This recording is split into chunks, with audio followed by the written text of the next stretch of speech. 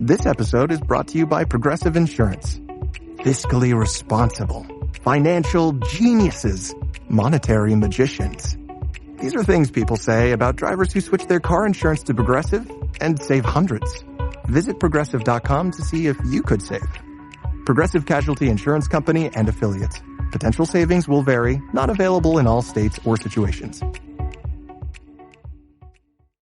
Joining me now is a legendary New York restaurateur, Baby John DeLutro, who is not only the proprietor of Cafe Palermo in Little Italy, but also the man behind Baby John's Pizza, also in Little Italy. He is recovering from surgery, tells me he's doing great, and it is my privilege to have him on the Roger Stone Show. Baby John, welcome to the show. Welcome, Roger. How are you, Roger? I am doing great. So I'm not sure everybody understands what goes into a great pizza. There's the fuel source, there's the oven, there's the crust, there's the mozzarella, sometimes other cheeses, there's the sauce, which must include San Marzano tomatoes. This is the high quality of toppings, and then there's getting the exact harmonic and textural balance in your pizza. You've got to think about all of that when you're trying to produce a great pie. And now Eric Adams and New York City are coming after your business, telling you you've got to spend several $100,000 to install these smoke eaters to essentially choke the way you're making pizza. What do you think? Well, I think, first of all, I think he's crazy. He's got his other problems he should take care of and not worry about making pizza. We have more serious problems in the city of New York instead of making pizza. My pizza, first of all, I use the finest ingredients. I mean, we use East Coast grande cheese, we use computer flour, and all the ingredients that I use are very, very expensive, okay, which makes a good pizza. The top of the list that really makes a good pizza is the way it's cooked. Yes, a pizza definitely changes the taste when you cook it in the wood-burning stove. Okay? It gives it more flavor, it gives it more texture, and it cooks the dough the right way. I mean, you just can't take the wood out of the stove and think you're going to cook a good pizza. It's not going to happen. Okay? He's worried about the environment. He's got to worry about the immigrants that come to this country that are sleeping all over the streets, full of germs and feces and urine all over the streets. The smell, the dirt. He's worried about the environment over a pizza. He's got to worry about the people that live in the city. Yeah, it's pretty incredible. You know, in 1984, I brought President Ronald Reagan down to Little Italy for a campaign stop. And ironically, he stopped right in front of your restaurant. It was incredible. And I still have that picture when President Reagan was there. And I had a big sign, "Welcome, Mr. President." And he came in, and then he walked around the corner to Ferraris because I was new in the business. But today, he wouldn't go to Ferraris. He would come to me. So you've been in the restaurant business a long, long time. And 51 years. It has to be between the cost of you know your underlying supplies and the problems in the streets. It has to be tougher than ever. No. Listen to me. Anybody who goes into the restaurant business in this day and age has to be in a mental institution. You cannot survive anymore. It's finished. The delivery, now they want to put congesting pricing. You know what's going to happen with congesting pricing? Mozzarella. If we're paying $3.10 a pound, it's going to go to $3.90 a pound because somebody's got to eat that up. The wholesalers are not going to eat that up. We're going to eat it up, and we got to give it to our customers. Our customers are going to pay for it. It's going to kill us. Now, you also run a full-service Italian restaurant. I've been there one time. It was amazing. I had the linguine white clams, which ironically is on the one hand the simplest dish, but it's also the dish that's easiest to screw up. I've actually had people, this is really weird, add cream to that. That makes no sense to me. What's the story to a great clams linguine? Clams linguine is simple. You just gotta saute your garlic, season it, throw your clams in the pan, put a cover over them, let them steam, put a little clam broth, cook your pasta, and mix them together. It's a no-brainer. Baby never John, put a cream. I would never. My mother would turn her grave if I put a heavy cream and the clam sauce. Yeah, my mother too. I've just gotten a text here who said, "We love Baby John. These guys must be friends of yours. Please tell people your Sunday gravy recipe once again. I have a pen and pencil ready." All right, here we go. This is my mother's recipe. That means it was my grandmother's recipe. People say, wait a minute, your name is Stone. What could you know about Italian food? Well, Stone is a name plucked out of the air by a clerk in Ellis Island, and my uncle's last name was the same as my grandfather's original last name, and that's Corbo, C-O-R-B-O, which is in itself a bastardization of the name of the town that they come from in Sicily, which is Corvo. But here's the recipe, and it's pretty simple. First of all, you chop some garlic fairly fine. You dice some onions. You get some high-quality olive oil, but the kind that is specifically labeled for frying or sautéing. You can get it at D'Agostino's. You can get it at Gristedes, but you want the right kind of high-quality olive oil. Now, you sauté the onions in the olive oil until they are translucent. Then you add the garlic. Now, this is absolutely key. Garlic has a much lower burning point than onions, and above all, you do not want to burn the garlic or the onions, for that matter. In fact, if you do burn it, you got to throw it out and start all over again. All right. So now you have sautéed a little of your garlic. You add your mix of meats. Now, I like to go 1/3 beef, 1/3 pork. Sometimes I will actually buy the uncased pork sausage meat, which has already got fennel and pepper, a little salt in there. Other times I'll just go with ground pork. And then, if I can afford it, because sometimes you got to take out a small mortgage, 1/3 ground veal. Now, you brown all of that up, and then you add 2 or 3 cans of San Marzano tomatoes. Now, we talked about this last week, and this is absolutely key. There's actually a lawsuit right now. The New York Times reported on it because there was a tomato importing company, and they were trying to pass off plum tomatoes that were not San Marzanos. Right. So you got to look very carefully at the label. If it says San Marzano style tomatoes, that's a fugazi. That's not the real thing. So you want to be absolutely sure you have real, genuine, authentic San Marzano tomatoes. Now, I want to be clear. San Marzano is not a brand. San Marzano is a specific style of tomato that is grown in a specific region of Italy. Sometimes marked DOP. So there are many reputable importers and brands who sell real, authentic San Marzano tomatoes.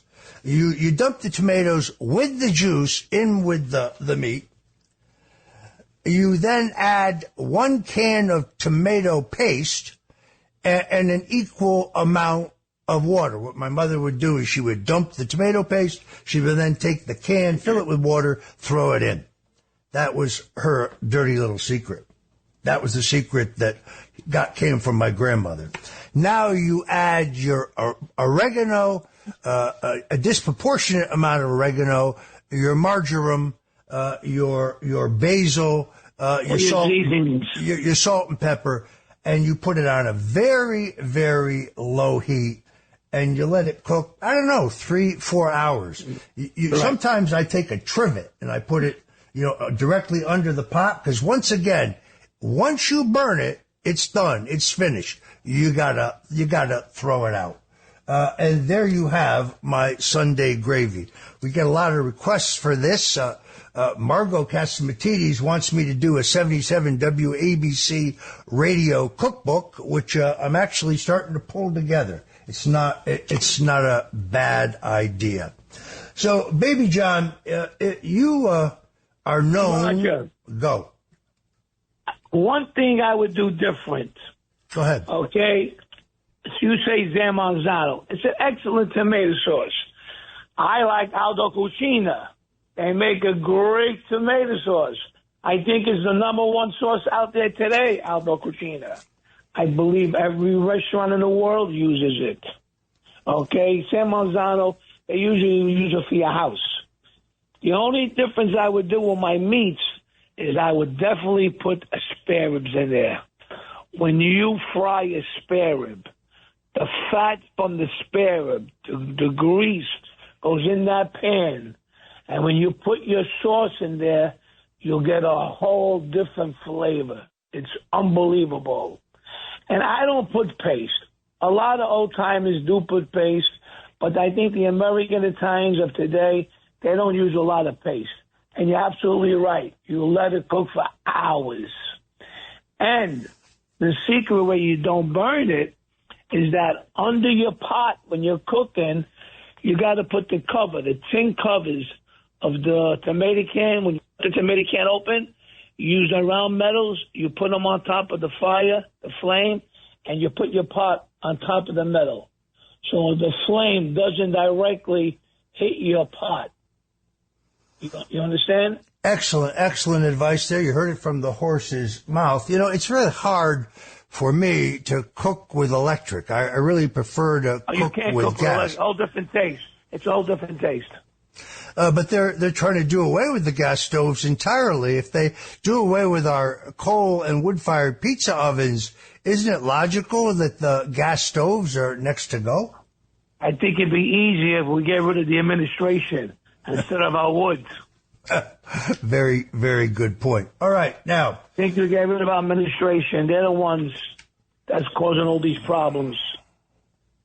I certainly cannot disagree with that.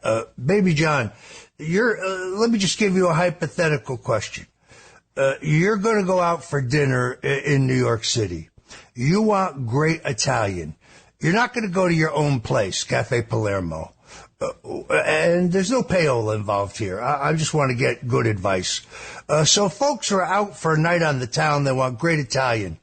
Tell me a couple places you would go. Well, there isn't a restaurant that makes everything from A to Z. Every restaurant has their own specialties. I own the cannoli place. I own the bakery. I'm not saying my eclairs are the best or my Napoleons are the best, but I can honestly say I got the best cannolis on planet Earth. Folks, if you're just tuning in, this is the Roger Stone Show on 77 WABC Radio. We're talking to Baby John DeLutro, who runs Baby John's Pizza in Cafe Palermo in Little Italy. And when we come back, I'm going to ask him about pasta, because not all pastas are the same. We'll be right back. This is the Roger Stone Show on 77 WABC. This is Roger Stone, and this is the Roger Stone Show here at 77 WABC. If you haven't taken the time to do so, please go to the App Store and download the 77 WABC radio app.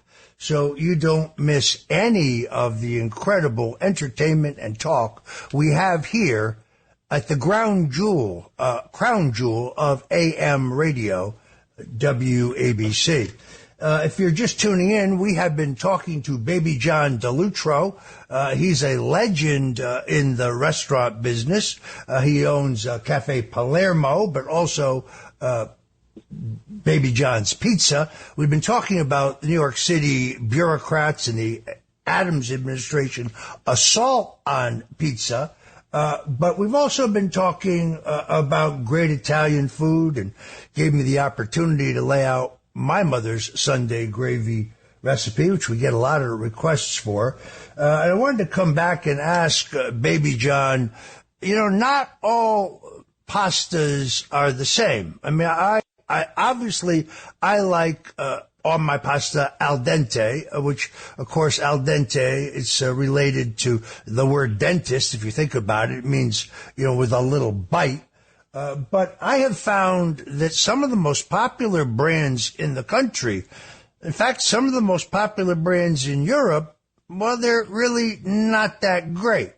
So, Baby John, talk to me about great pasta. What pasta do you use? What pasta do you recommend? Growing up as a youngster, there used to be a commercial. Anthony, it's spaghetti day. You remember that commercial? Every Sunday was spaghetti day. And there was rigatoni. Ronzoni pasta. That was the number one pasta. Today, the Chico is the best pasta you could buy. Amen, brother. Amen, brother. The best. Now, if you want to eat fresh pasta, you make the fresh pasta.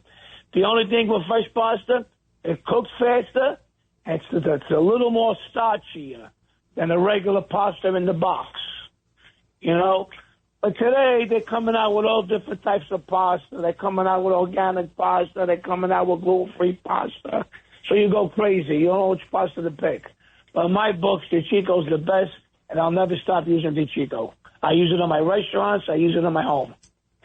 Yeah, it's also my favorite, but people don't quite understand that the size, the gauge of the pasta kind of needs to be mixed with the thickness or the texture of the sauce. So, for example, I would not take a Sunday gravy and serve it with capellini. I'd take Sunday gravy, I'd serve it with the rigatone, I'd serve it with pacheri, I'd serve it with linguine, but I would never, take a heavy sauce and put it on a light pasta. Do you have rules like that? Yes, Sunday sauce is the best of rigatonis. Rigatonis make the sauce. That's the only pasta you can make on a Sunday sauce is the rigatonis. They get delicious. You got my mouth watering over here. I'm ready to get up and cook over here for my wife now. Well, it's Sunday. I've got my pot of sauce already on the stove. It's about 2 hours in. That's really inspiring me. You made reference to making fresh pasta. I've never done that. Tell us how that process works. Oh, fresh pasta is flour and water. It's easy. It's like when you make a pizza pie. You make a flour and you make up your pasta. Now you get the machines. You flatten your dough out. And they have these machines today that have different designs where you can make fusilli, you can make rigatoni, you can make penny pasta, and it's all fresh. Okay? When I say fresh pasta, when I make my pasta, I like to use it the same day because it's nice and fresh. But you could use it a week later, a couple of days later. It doesn't change. Okay? It cooks faster. To me, I like it better. I like the texture of the pasta better. And the only problem is it's a little more starchy, so you got to watch how you cook it. It's unfortunate that we are out of time. I want to thank my good friend, Baby John DeLutro, for joining us today. I urge you to go by his pizza joint, Baby John's Pizza, for an outstanding slice. He is chosen to fight it out in New York because, he loves the city. He loves what he does. We wish you the very best, Baby John. Thank you, Mr. Stone. I know you've had some surgery, but I hear you're bouncing back. So God bless you, my friend, and thank you for joining us on the Roger Stone Show. God bless you, and hope to see you soon. Thank you, Mr. Stone. Thank you.